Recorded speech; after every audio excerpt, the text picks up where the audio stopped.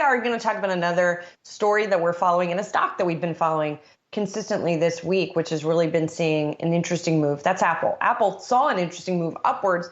This morning, it's going in the opposite direction. And this morning, Bloomberg reporting that the company is telling its component suppliers that demand for its suite of products in iPhone 13 in that line has been weakening.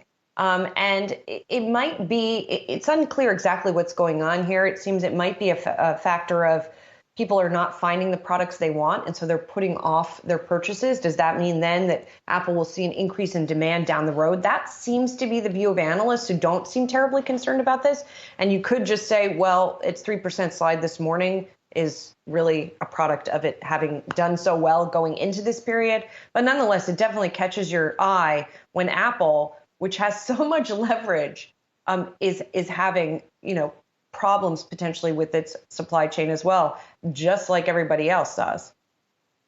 Yeah, and you made a good point there, Julie. Over the past 3 weeks, Apple has become the ultimate safe haven stock. Over the past week, Apple has been really amongst the top three trending tickers on the Yahoo Finance platform, and traders have gravitated towards Apple as a safety play. They pay the dividend, they buy back a lot of stock, and the reality is they're going to have probably a very, very, very strong holiday shopping season. But this is the type of news that you would think will lead to a blow-off top in Apple shares here, as investors realize that Apple has been dealing with these supply chain problems. The lead times are not where they need to be, but also now they're having to potentially deal with the demand problem on this iPhone. Now, I don't think this news is something that will lead to a 10 to 15% pullback, but you could see a little bit of a blow-off top here.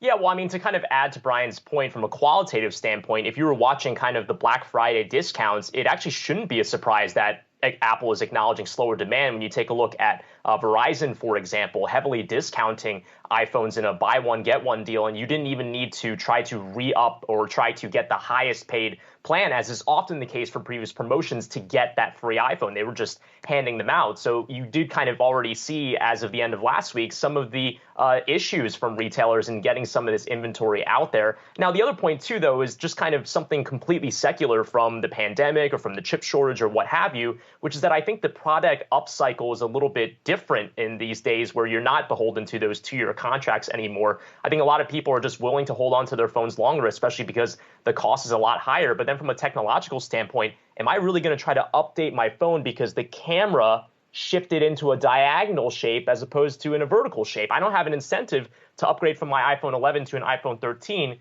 with a lot of these marginal upgrades having taken place. So I think that just consumer behavior, irrespective of the pandemic, might be behind a lot of these trends as well. Brian, you need a car that opens doors like this, not like this. I don't know if anybody will get that reference. I got it. And one more thing to mention on Apple and that upswing it's had, because I was looking at the stats this morning. It has risen for 11 of the past 13 sessions going into today. So just another little fun stat and bit of context for you.